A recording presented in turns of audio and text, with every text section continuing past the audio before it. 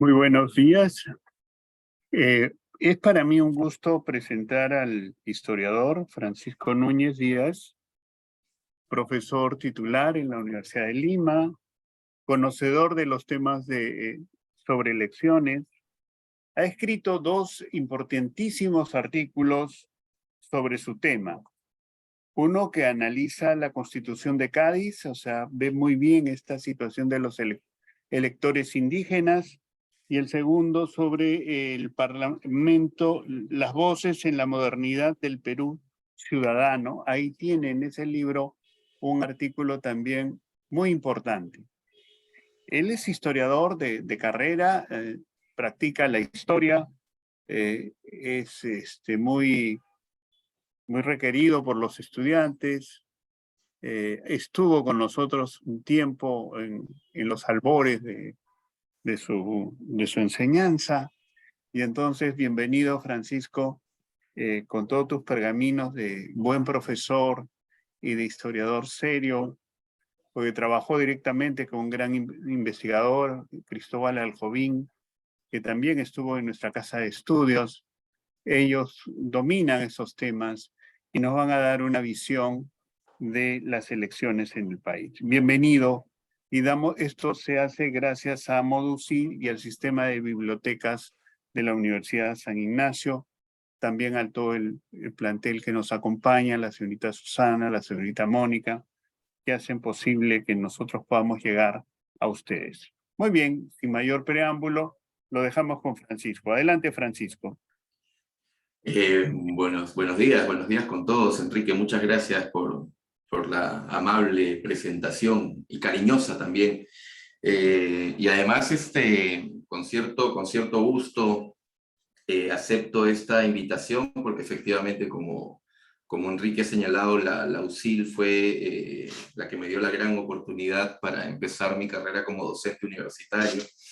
Entonces le tengo un gran aprecio y obviamente las instituciones se hacen con personas, y a través de la USIL conocí a gente maravillosa, entre ellos a mi gran amigo Enrique Espinosa.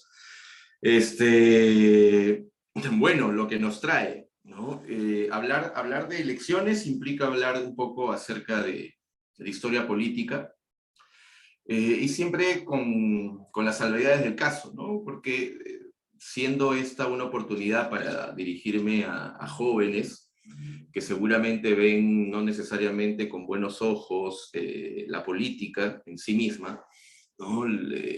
Creo que es una bonita oportunidad para entender que hablar de política no significa hacer mala política, ¿no? Si tenemos algún tipo de resistencia a la política, es porque seguramente tenemos una mirada muy negativa, no por la política en sí, sino por los políticos, ¿no? Entonces, de esto no se va a tratar en realidad, ¿no? Es tratar de conocernos, tratar de comprendernos, y obviamente también tratar de, a partir de una revisión breve de la historia, tratar de darnos cuenta en dónde estamos, ¿no? Con respecto a nuestro sistema político y en lo que nos atañe a las elecciones. Efectivamente, como Enrique ha señalado, en algún momento de mi trajín como Nobel investigador, uno de mis primeros grandes intereses fue el tema electoral. Y como también un joven entusiasta de la historia, y como seguramente muchos de mis colegas historiadores, siempre ese interés por el origen de las cosas me hizo de alguna u otra manera trabajar justamente el primer gran momento de las prácticas electorales en el Perú, ¿no? Que todavía fue, aunque nos cueste imaginarlo, no fue necesariamente con el inicio de la República, fue unos años antes, ¿no? Porque alrededor de 1808, que es el inicio básicamente de la modernidad política, tanto en el continente europeo y en lo que nos atañe a la monarquía española, fue el primer gran momento en que se inauguró, ¿no? Esto que nosotros hoy en día conocemos como la historia de las elecciones en el Perú. Pero antes de retroceder tanto, yo quisiera más o menos ubicarnos un poco en el contexto actual y saber identificar más o menos cuáles son las características que tienen los procesos electorales, ¿no? Y de hecho, cuando hablamos de elecciones, seguramente tendríamos que mencionar todas las instituciones que hacen posible un proceso electoral, ¿no? Entonces partimos de un marco formal y legal para que las elecciones funcionen, ¿no? Y me estoy refiriendo, por ejemplo, a instituciones como el Jurado Nacional de Elecciones, la Oficina Nacional de Procesos Electorales, el Registro Nacional de Identificación, de Identidad y Registro Civil, que es la RENIEC. Son las instituciones que hacen posible la organización de un proceso electoral, ¿no? La RENIEC es porque ofrece el padrón, es decir, los ciudadanos activos que tienen el derecho a emitir su voto. La OMPE, que es la que organiza en sí mismo el proceso electoral, la colocación de las ánforas, de las mesas de sufragio, y el Jurado Nacional de Elecciones, que es el que establece toda la normativa legal y es la que finalmente determina los vencedores o ganadores de los procesos electorales, ¿no? Entonces, por un lado, tendríamos que imaginarnos que si es que siempre ha sido así, si es que siempre hemos tenido instituciones, o este tipo de instituciones que tenemos hoy en día para organizar procesos electorales. Por otro lado, también tendríamos que entender un poco más o menos la dinámica de los procesos electorales actuales, ¿no? Es decir, entendemos a las elecciones como un proceso de competencia política, ¿no? Donde unos quieren llegar al poder, ¿no? Entonces, cuando pensamos en esos unos, seguramente se nos ocurre pensar en organizaciones políticas, los partidos políticos, ¿no? Entonces, una pregunta histórica que nos tendríamos que hacer es, ¿desde cuándo existen los partidos políticos?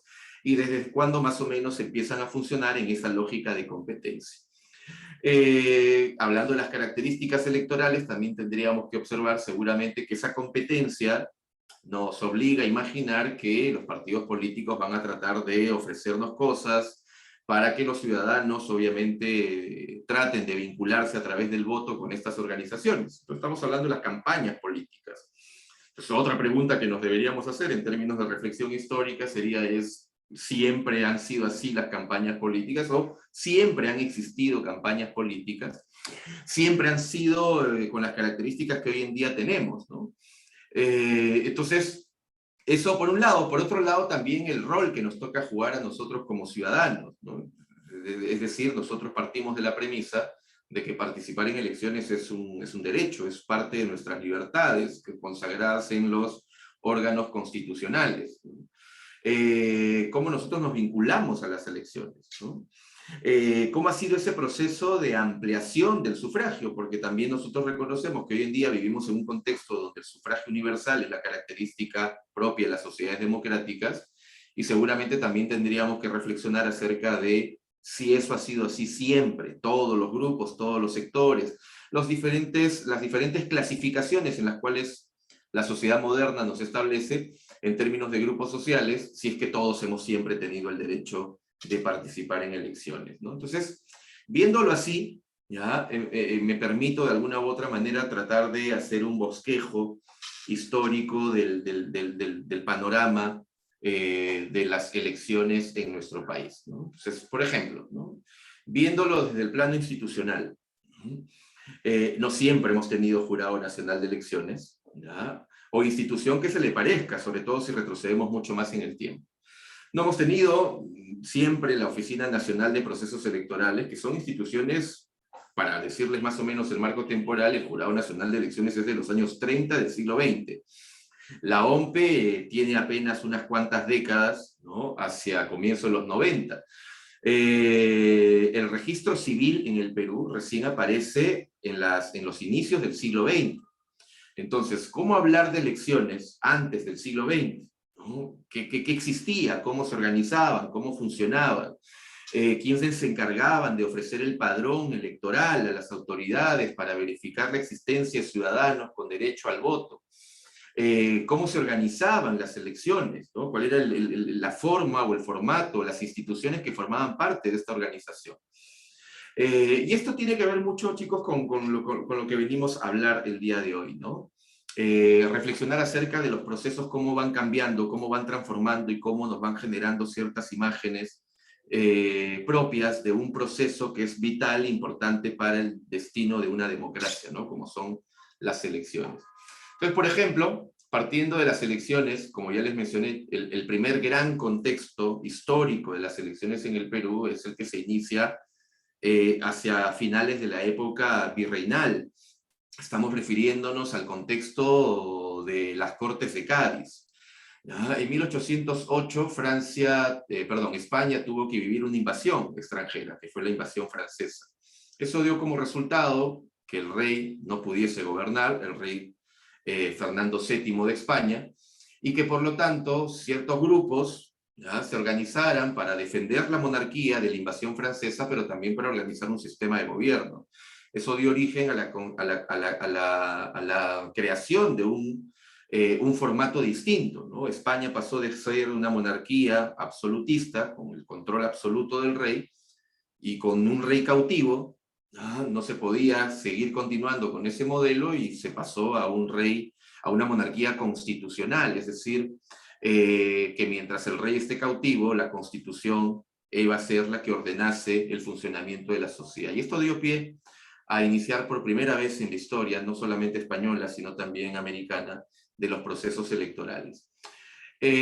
Hablo de este primer contexto porque el siglo XIX, lo que va a venir después, ¿no? Con la independencia y el nacimiento de la República y los intentos de poder plasmar en el ideario político la participación a través de elecciones, hay una herencia, ¿ya? Que se conoce como la herencia gaditana, la herencia de Cádiz, ¿no? La herencia de la Constitución de Cádiz, porque gran parte del sistema electoral que el Perú va a implementar en los albores, en los inicios de su proceso republicano, es aquel que se implementa en la famosa Constitución de Cádiz, ¿no? Entonces, la primera mitad del siglo XIX vamos a tener un sistema muy parecido. Repito, no existían estas instituciones que conocemos hoy en día. Entonces, ¿quiénes se encargaban de organizar los procesos electorales, ¿no? Ustedes sabrán, por alguna razón, nosotros vamos a votar los días domingos, ¿no? Tiene que ver seguramente con el hecho de que los domingos la gente no está trabajando, entonces se utiliza el domingo para convocar a los ciudadanos a ejercer este derecho y este deber. Pero el domingo también tiene otra explicación, ¿no? Porque asumiendo que gran parte de la sociedad hispanoamericana de fuerte herencia española, la religión se convertía también en un aspecto muy importante de la vida del ser humano.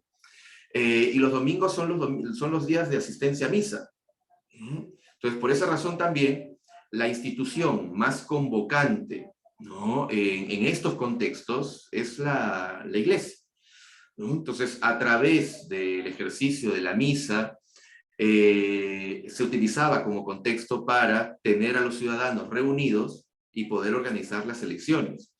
Entonces era bastante, bueno, nos puede llamar mucho la atención y seguramente también verlo con hasta con cierta, no sé, ¿no? Ironía, ¿no? de la historia. Eran los sacerdotes los que iniciaban la convocatoria, eran los sacerdotes los que instalaban también, o la iglesia, y obviamente también los vecinos de las parroquias, quienes se encargaban de organizar las mesas de sufragio. Y los ciudadanos votaban una vez que el sacerdote terminaba su famosa misa. Hay una famosa misa que todavía se practica hasta el día de hoy, que seguramente nosotros la observamos en la celebración de fiestas patrias, ¿no? El presidente de la República, por tradición, antes de iniciar las actividades celebratorias de la independencia, va a la iglesia, ¿no? Y recibe el famoso Te Deum, una misa especial que tiene como finalidad, obviamente, consagrar también el ejercicio político, ¿no? Y eso era lo que hacían los sacerdotes, ¿no? Era convocar a la ciudadanía, hablarles de la importancia que ameritaba el hecho de participar en elecciones, y era la iglesia la que concentraba, además, esta posibilidad de organización. Existían otras instituciones, seguramente los ayuntamientos, los municipios locales, ¿ya? Ayudaban en ese sentido, pero además la iglesia tenía otra razón de tener una centralidad en la organización de elecciones. No existían registros civiles, sino todavía hasta el siglo XX. Por lo tanto, ¿de dónde se construían los padrones electorales? ¿De dónde salía la lista oficial de ciudadanos con derecho al voto?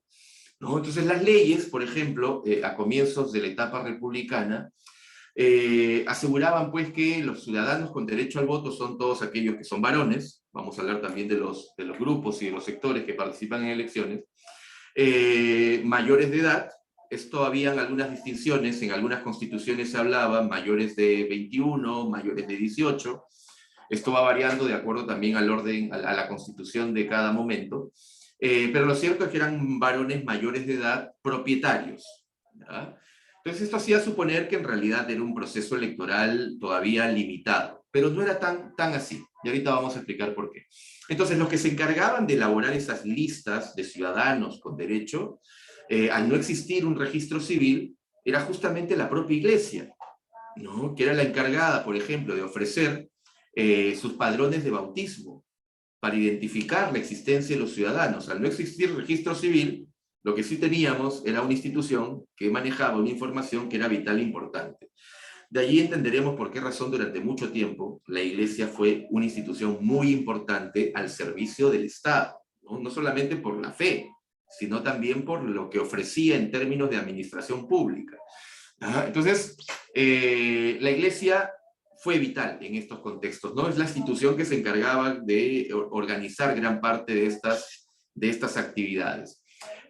Por otro lado, ¿qué teníamos en términos de organización? Bueno, existían las normas, ¿no? La Constitución establecía gran parte de estas normas, pero por otro lado también se sacaban los reglamentos electorales. Y estos reglamentos, por ejemplo, si los comparamos con lo que hoy en día tenemos, por ejemplo, en gran parte del siglo XIX, básicamente hasta 1871, las elecciones no existían campañas electorales, formalmente hablando. Es decir, uno no podía ofrecerse como el candidato para postular a un puesto. Esto puede sonarnos bien extraño, ¿ya? Porque seguramente nosotros vemos hoy en día que nos ofrecen dentro de un menú de candidatos y una oferta de ideas políticas y nosotros elegimos dentro de lo que se nos ofrece. Pero, por ejemplo, eso no existía en el siglo XIX, ¿no? Estaba muy mal visto que una persona se ofreciese a sí mismo a ostentar un cargo político, a querer obtener un cargo político. Entonces se creía o se tenía la idea de que el reconocimiento, el prestigio de una persona, la honorabilidad, eran tiempos donde se hablaba mucho del honor de la persona, ¿no? Y que la gente identificase como una persona correcta, pudiese ser elegida, ¿no? Sin que necesariamente la persona lo estuviese buscando. Esto podría sonar bien interesante, ¿no? Si es que nosotros decimos, bueno, qué bacán, ¿no? Es decir, la gente identifica personajes que podría considerar como los más apropiados para ostentar, obtener un cargo, y así debería ser. Y uno debería pensar por qué cambiamos eso, ¿no? Y lo cierto es que efectivamente, chicos, cambiamos eso porque es importante asumir que el compromiso que uno puede tener frente a un cargo está relacionado con la voluntad de ejercerlo, ¿no? Entonces, elegir a una persona que no tenga la voluntad de hacerlo seguramente nos puede pasar también algunos problemas. Ahora, pero formalmente era así, ¿no? En la práctica era así, es decir, no habían campañas en los contextos electorales del siglo XIX, y por lo menos hasta antes de 1871, sí podríamos hablar de campañas, ¿ya? Unas campañas clandestinas, ya medias ocultas, porque las leyes no lo permitían, pero por ejemplo, una elección se organizaba, por ejemplo, o se realizaba después de haber escuchado un sermón litúrgico. Y ese sermón, obviamente, contenía también expresiones de convencimiento a las poblaciones acerca de cómo orientar su voto, ¿no? Siendo los sacerdotes unos personajes sumamente seguidos por los feligreses, entonces lo que hacía el sacerdote en su sermón era brindar recomendaciones, y esas recomendaciones podríamos entenderlo entonces en la práctica como una forma de hacer campaña a favor de ciertas personas. Tendríamos que preguntarnos, como nos preguntábamos hace un rato, ¿participaban partidos políticos o eran personas las que se involucraban? Y nosotros, por ejemplo, tenemos, en términos de conocimiento histórico, nosotros tenemos, por ejemplo, ubicamos en el tiempo, y por eso hablaba del año 1871 como un año crucial, porque en ese año apareció lo que nosotros hoy en día denominamos el primer partido político moderno en la historia del Perú. Pues eso quiere decir que antes la idea de los partidos políticos era, además que no se daba, era muy mal vista también, ¿no? Porque además tomen en cuenta el nombre, ¿no? ¿Qué significa partido? ¿Ya? O sea, viene de división, ¿no? Porque era la imagen que se empezó a construir sobre la misma democracia. ¿no? Ya se veía en otras regiones del mundo que se estaban organizando grupos, clubes, ¿no? de amigos o de personas que tenían ideales comunes que empezaban a organizarse para competir. Entonces algunos miraban eso como una fractura de la sociedad, ¿no? ¿Qué están haciendo? Están dividiendo a la sociedad. De ahí viene el nombre de partido, ¿no? Sin embargo, hoy en día nos damos cuenta, chicos, que la forma más apropiada para fortalecer la democracia es tener partidos sólidos. Que eso no necesariamente implica división, ¿no? Sino más bien, y vamos a hablar dentro de un rato de esas características que nosotros debemos ver en nuestras organizaciones políticas. Pero no existían, ¿no? Entonces el Partido Civil fue lo que empezó a llamar la atención, ¿no? Y fue además el partido que por primera vez ejerció una especie de campaña política como más o menos hoy en día la entendemos, ¿no? Es decir, queremos llegar al poder, tenemos un plan de gobierno, tenemos un proyecto de país, por lo tanto, voten por nosotros, que fue en las elecciones de 1872, que son muy famosas, ¿ya? Por iniciar toda esta lógica de ofrecer, de hablar de proyecto, de hablar de nación, de hablar del modelo de ciudadano que queremos, etc., ¿no? Entonces, a partir de 1871 ingresamos a esa arena de la competencia. Más adelante van a aparecer más partidos políticos, partido constitucional, partido democrático. Para hablar de partidos políticos del 19, en el siglo XX vamos a tener al Partido Aprista del Perú, vamos a tener al Partido Socialista, que después se convirtió en Partido Comunista, la Unión Revolucionaria. Entonces, a finales del 19, ¿no? Y entrando el siglo XX, la lógica de los partidos políticos recién empiezan a aparecer. Entonces antes no existía esa lógica, ¿no? Más bien teníamos una situación un poquito muy particular. Seguramente también, y algunos de ustedes habrán llevado algunos cursos que estén relacionados a la historia del Perú, nuestros primeros años republicanos fueron bastante difíciles, ¿no? Inestabilidad, un montón de constituciones, golpes de Estado, caudillos militares peleándose por el poder, y yo les estoy hablando de un proceso que es completamente contrario a eso, ¿no? Es decir, las elecciones es el camino. Una sociedad democrática establece un mecanismo formal para llegar al poder. Ese camino formal es a través de los procesos electorales. Pero si todo ese periodo, de 1823, que aparece en nuestra primera constitución, ¿no? Hasta 1871, ¿ya? Que es donde aparece este partido que les estoy mencionando. Es una historia de enfrentamientos, disputas, golpes de Estado, constituciones, ¿a dónde entraban a jugar ahí las elecciones? Y en realidad hay que decirlo, chicos, las elecciones eran un proceso bastante dinámico, ¿no? Que se realizaban a pesar de vivir estos contextos, porque uno pensaría, los caudillos llegaban a la fuerza, entonces no habían elecciones, que es lo que, cuando yo empecé a investigar sobre historia electoral, era más o menos una imagen muy común, muy extendida, y hasta el día de hoy seguramente muchos pensarán que las elecciones en estas épocas difíciles prácticamente ni se daban. No, se daban y mucho. La estrategia de un caudillo militar, que si bien es cierto, llegaba al poder a través de un golpe de Estado, era asegurarse el poder, ¿no? Después de un proceso electoral. Es decir, tomo el poder a la fuerza, pero como eso está mal, ¿no? Es inconstitucional, todo golpe de Estado es inconstitucional, hago una nueva constitución que legitime mi poder, pero por otro lado también hago que las elecciones me favorezcan. Ciertamente estamos hablando de elecciones que uno podría pensar, entonces las elecciones eran amañadas, eran extrañas, si es que lo vemos desde nuestra óptica, ¿no? Desde nuestro presente. Lo que pasa, chicos, es que también tendríamos que entender algo, ¿no? Hoy en día nosotros votamos a nuestras autoridades de manera directa, ¿no?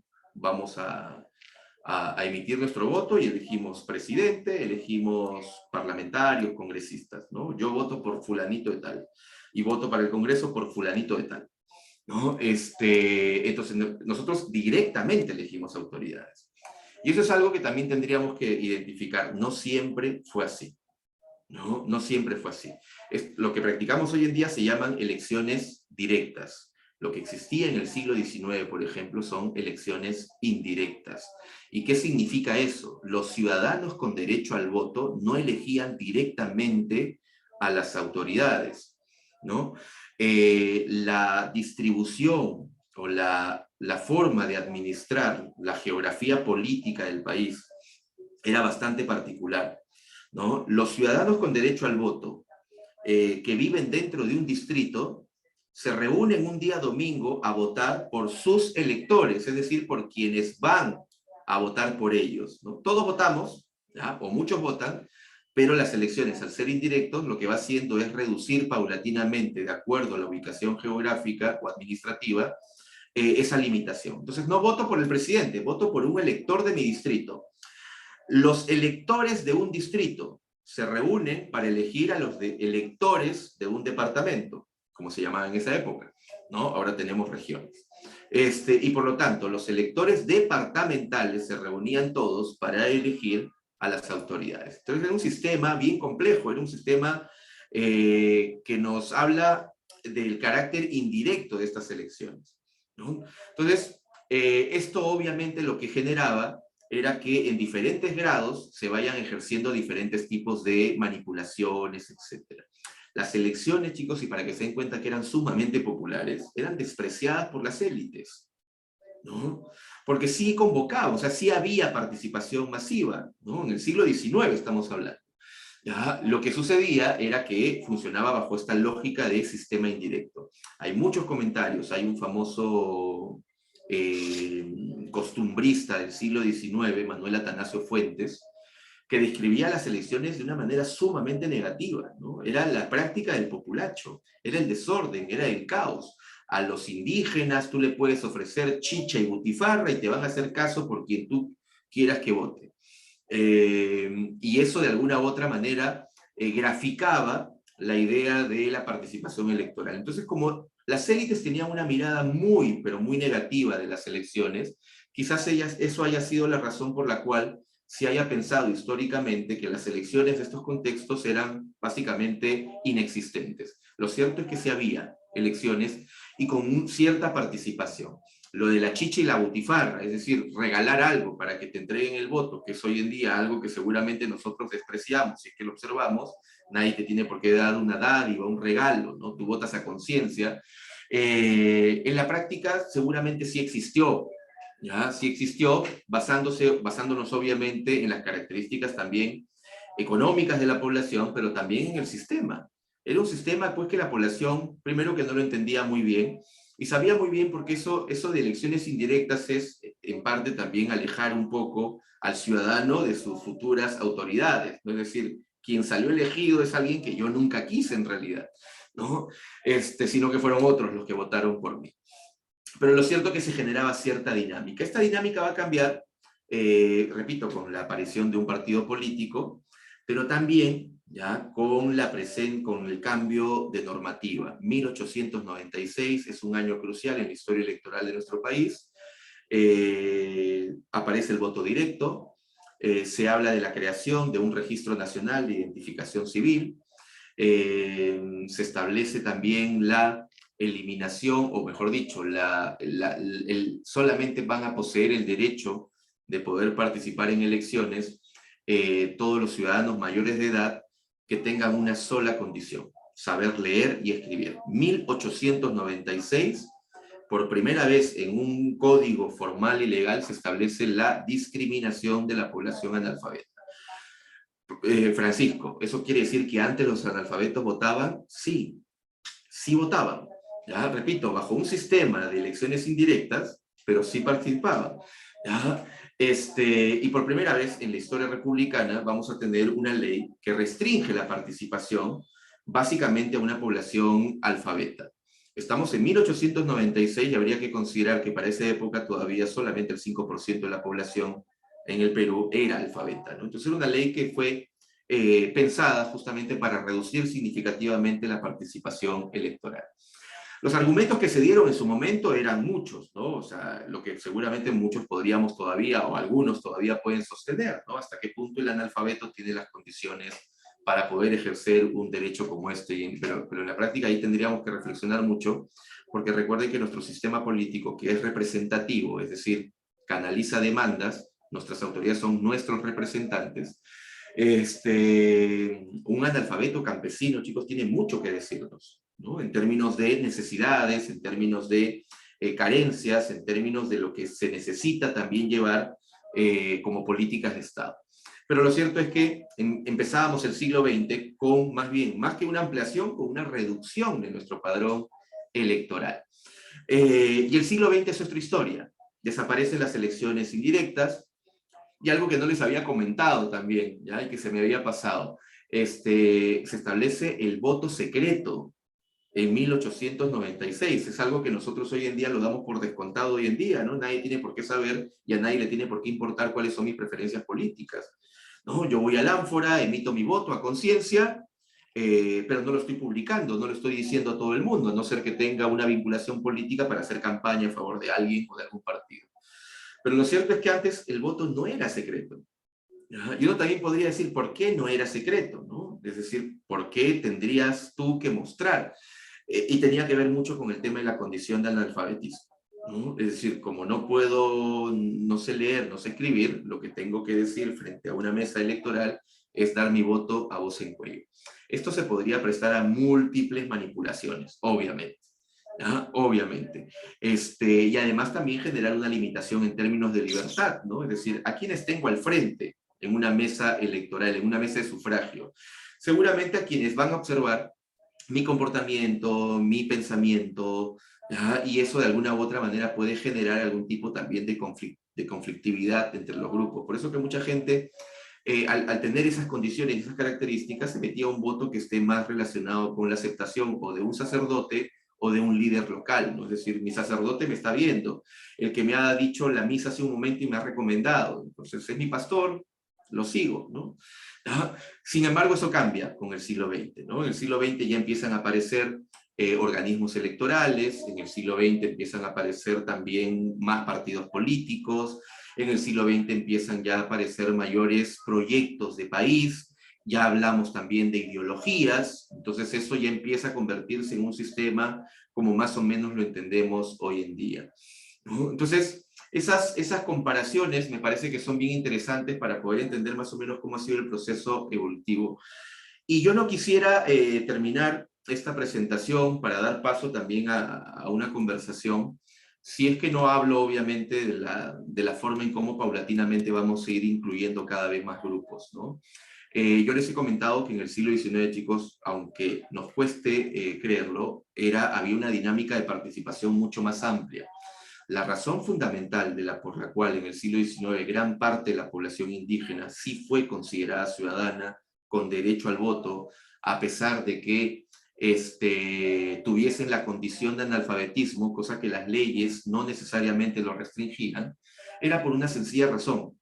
El siglo XIX es un siglo, digamos, muy complicado en términos económicos, salvo nuestra bonanza guanera, que fue muy limitada, y esa falta de recursos hacía que, por ejemplo, se mantengan continuidades del periodo colonial, como el hecho de que los indígenas sigan pagando lo que la etapa colonial pagaba, que era el tributo indígena, es decir, un impuesto por el simple hecho de ser indígena. Entonces, ¿cómo vamos a excluir a una población que son los que más contribuyen con el Estado? Fue una reflexión de los parlamentos, ¿no? Tenemos que ponerlo, porque si no, les decimos que paguen algo que debió desaparecer, porque la contribución indígena o el tributo indígena debió desaparecer con la República. Lo estamos manteniendo, porque si no, no sabemos de dónde sacar más, ¿no? Lo estamos conservando y encima le vamos a decir que no tienes derechos ciudadanos, ¿no? Entonces muchos por eso abogaron por la ciudadanía indígena. Por lo tanto, sí participaban. ¿Cuándo más bien pierden participación? Con la famosa ley que les comentaba de 1896, que restringió gran parte de la población indígena, ¿no? Analfabeta. No participaban las mujeres, y las mujeres no van a participar hasta 1956, que durante el gobierno, que es curioso, una dictadura dando una de las medidas quizás más democráticas en la historia del siglo XX, permitió la participación de las mujeres. De hecho, en el siglo XIX se discutía el tema de la mujer. No es que no hubiese alguien que dijese, hey, ¿por qué no incluimos mujeres? Sí había personas que preguntaban acerca de la participación de las mujeres.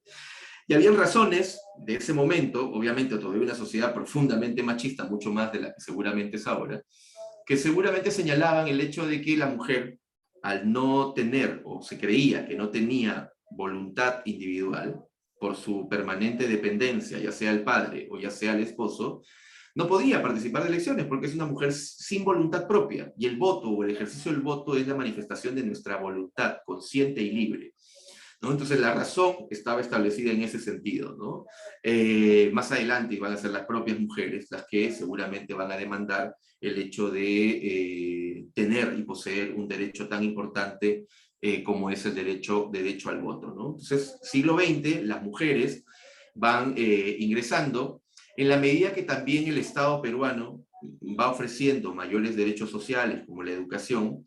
El tema del analfabetismo se va superando paulatinamente, y esto va a permitir que también diversos sectores del Perú empiecen a ingresar también en los procesos electorales, pero vamos a tener también una constitución muy famosa que se menciona de vez en cuando, la Constitución de 1979, que de hecho es la que rompe de plano con nuestra historia de discriminación política, ¿no? Es la que establece en nuestro país el sufragio universal, ¿no? Y a partir de 1979 nosotros tenemos una participación obligatoria, pero también como derecho de todos los ciudadanos mayores de 18 años aquí en el Perú, sin distinción alguna, ¿no? Y sin discriminación alguna.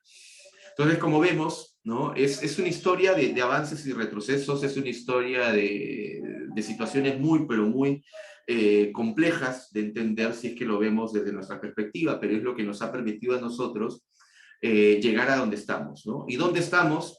Seguramente con la necesidad también de exigir algunos cambios en nuestro sistema electoral para mejorar nuestras posibilidades de elección, ¿no? Entonces, con eso, ya les he tratado de resumir, ¿no? A grandes rasgos más o menos una historia electoral, y encantado de poder responder alguna inquietud, alguna pregunta de parte de ustedes, ¿no? Muchas Muchas gracias. gracias, Francisco. Entonces pasamos a la parte más jugosa, ¿no? Porque es la parte de las preguntas. Ustedes pueden escribirlas si no la quieren hacer, o las pueden hacer con micro abierto, no hay problema. Así que estamos dispuestos el expositor, sobre todo Francisco, que conoce tanto este tema, ¿no? Este tema que mientras yo le voy a hacer una pregunta, mientras que ustedes están, están preparando sus preguntas. La pueden escribir o formularlas a viva voz. Francisco, ¿estás escribiendo actualmente algo sobre elecciones con todo este tráfago político que vivimos, o te mantienes en la historia con estas elecciones tan intrincadas, tan difíciles, ¿no? Porque hay una república aristocrática, ¿no? Donde gobiernan muy pocos. Uh-huh. ¿Cómo anda tu quehacer y eh, investigación? trabajar elecciones me hizo entrar en un terreno que me empezó a apasionar, porque como les dije al comienzo, las elecciones son quizás la herramienta fundamental para consolidar nuestra democracia. Entonces, a mí me ha interesado mucho el tema de la democracia, ¿no? Y de hecho, lo que estoy haciendo ahora tiene que ver más con ver la forma en cómo ciertos actores, ciertos grupos en el siglo XIX vieron o se imaginaron una sociedad democrática, ¿no? Estoy tratando de hacer una especie de historia conceptual de la democracia a partir de los actores políticos del siglo XIX en el Perú. Y claro que tiene mucha relación con esto que fue inicialmente lo que me abrió camino en la investigación histórica, ¿no? Que es el tema electoral. Y estoy en eso, Enrique, ojalá que el tiempo, la vida y el buen humor me permita culminar Bueno, eso que estoy sí, trabajando. justo tenemos una pregunta de Carlos Agüero. En el Uh-huh. caso de las comunidades asiáticas, japoneses y chinos, ¿no hubo algún impedimento para participar como votante y luego como elegible? ¿Cuál era el criterio para no considerar a la mujer como electora? O sea, tiene dos preguntas, ¿no? La de los Uh-huh. asiáticos y la de la mujer como electora. Bueno, las dos comunidades más importantes por su volumen en términos migratorios en el Perú fueron justamente la comunidad china y la comunidad japonesa, ¿no? Vivieron en contextos históricos distintos, los chinos primero, hacia mediados del siglo XIX, y los japoneses a finales del siglo XIX. fueron sus primeras olas migratorias hacia el Perú, ¿no? Hay que considerar que el siglo XIX es un siglo, sobre todo la última parte, muy complejo en términos de discriminación racial, ¿no? Uno puede seguramente decir que actualmente todavía tenemos ese malestar por situaciones de discriminación racial que todavía vemos vigente. El siglo XIX era mucho más frontal la discriminación racial, ¿no? Razón, es que era la ciencia la que te decía también que las razas existían y que habían ciertas clasificaciones que marcaban distancias y separaciones. Existieron además políticas de Estado vinculadas a la eliminación de grupos humanos, ¿no? En diferentes partes del mundo. Aquí se conversó sobre eso, ¿no? Aquí se conversó sobre eso. La llegada además de las comunidades asiáticas, sobre todo la primera, la China, tuvo que ver además por la necesidad de contar con mano de obra muy barata, ¿no? Recordar que a mediados del siglo XIX hubo la famosa manumisión de la esclavitud, ¿no? Es decir, la liberación de los esclavos descendientes de africanos. Sin embargo, se necesitaba mano de obra para cubrir esos espacios, ¿no? Entonces, la importación de mano de obra pasó justamente por la llegada de los chinos culíes aquí al Perú. Y de hecho, muchos de ellos formaron parte prácticamente o vivieron en condiciones de semi-esclavitud. Para que se integren a la sociedad nacional tuvieron que pasar muchos años, muchas décadas, ¿ya? Y de hecho también ser peruanos de nacimiento, ¿no? Y si nos damos cuenta, en la comunidad china, digamos, hay una mayor fusión, primero por su mayor antigüedad en términos de migración, y también por el hecho mismo de su misma condición en cómo llegaron los chinos. Los chinos llegaron básicamente varones, entonces su proceso de vinculación tuvo que pasar con matrimonios mixtos, ¿no? Es decir, muchos se casaron con mujeres peruanas, y eso produjo un acercamiento mucho más fuerte, ¿no?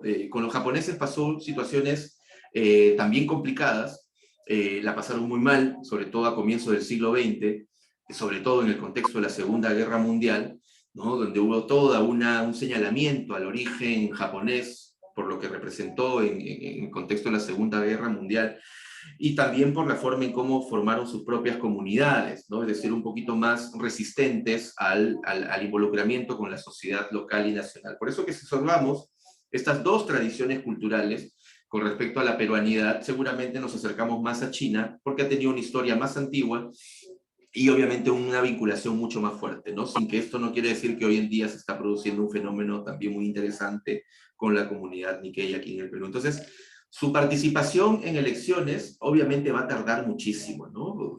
Primero, superar todas las barreras de la discriminación y obviamente conseguir la identidad nacional también, ¿no? Con respecto a las mujeres, sí lo había comentado, creo, en el siglo XIX se decía que las mujeres eran incapaces absolutas además, ¿no? En el indígena se decía el incapaz relativo, ¿no? Es decir, con educación lo alfabetizamos y bueno, algo puede hacer. Las mujeres no. Las mujeres no tienen voluntad, ¿no? ¿Por qué no tienen voluntad? Porque siempre dependen de un varón, ¿no? Esta idea, por ejemplo, de cabeza de familia, que tenemos en algunos casos todavía hasta el día de hoy, ¿no? O sea, siempre es un hombre el responsable, ¿no? Y por eso se sometía o se entendía que la vida de la mujer era sobre la base de la imposición de un varón. Entonces, como carecen de voluntad individual, no, el voto es un ejercicio de la voluntad individual. Entonces, como no la tienen, no participan. Pero sí habían preguntas interesantes, ¿no? Habían algunos, ¿y qué pasa con aquellas mujeres que son viudas, que manejan negocios y que sostienen a sus familias? En el siglo XIX habían esas preguntas, ¿no? Frente a esas preguntas no habían respuestas, ¿no? Entonces, lo que va a venir después es, obviamente, las demandas ya de las mujeres, el sufragio, el sufragismo, que es todo un movimiento que apareció a finales del siglo XIX promoviendo la participación de las mujeres, ¿no? Entonces va por ahí. Hay otra. ¿Cómo se definieron los porcentajes para definir un ganador en elección? La contabilidad de los votos se hacía públicamente, ¿no? Se terminaba, la convocatoria empezaba, las elecciones empezaban después de la misa del domingo en la mañana, ¿no? Se convocaba hasta determinada hora del día y una vez que se cerraba el ánfora, se contabilizaban los votos. Mencioné que el voto en gran parte del siglo XIX era a voz en cuello, ¿no? Era público el voto. Entonces se iba contando también y las personas que participaban iban teniendo una idea más o menos de lo que iba sucediendo. Ahora estamos hablando de sociedades todavía, de poblaciones todavía no muy numerosas, ¿no? O sea, hoy en día sería muy complicado hacer procesos de ese tipo, ¿no? Las provincias, primero los distritos, las provincias, muchas veces no superaban ni siquiera los 1000 habitantes, ¿no? Entonces, no eran procesos tampoco muy complejos. Ahora, también el ausentismo también era bastante recurrente, ¿no? A veces tenías que mover poblaciones de diferentes lugares y a veces no se podía dar eso, ¿no? Entonces, pero la contabilidad estaba establecida a través de la forma en cómo se ejercía ese derecho, ¿no? Sí, más bien nos has salvado esa pregunta para entender un poco cómo es que a viva voz se decía por qué candidato quería uno. Se contaba, ¿no? Se llevaba Sí, los números. con Muy con bien, palitos, como contamos hasta ahora. Copalito. Como hasta ahora cuando elegimos al delegado del salón. Muy bien. Eh, Te damos las gracias, Francisco. Agradecemos a todos los que nos han acompañado hoy día. Eh, eh, Ha sido para nosotros un gusto saber un poco estos datos que pareciera que son antiguos, pero que conviene saberlos para tener una idea de todo el proceso, de cómo ha ido cambiando la mente de las personas, del respeto que tenemos que tener a un proceso en el cual nos va a ser muy beneficioso para la sociedad. Y entonces te animamos a que sigas con tus investigaciones y que también nos puedas regalar en el futuro una conferencia sobre tus nuevos hallazgos y tus nuevas propuestas. Muchas gracias, Francisco. Agradecemos a los que han hecho posible este evento y a ustedes también que se han tomado la media mañana para tener un viernes de actualidad, ¿no? Es decir, saber algo más de nuestro querido país, ¿no? Muchas gracias. Entonces le damos las gracias. Este ha sido una reunión académica propiciada por el Sistema de Bibliotecas y Moducil. Muchas gracias, Francisco. No, gracias a ti, Enrique, gracias a la universidad, ¿no? Y encantado, ya sabes que nunca te digo que no. Un abrazo, Gracias, Enrique, un abrazo, chicos, cuídense mucho, que les vaya bien. gracias, Francisco. Gracias a todos. Que te dan las gracias los chicos. Qué bien, gracias. Gracias, Nicolás. Ok, chao. Gracias, gracias. Cuídense.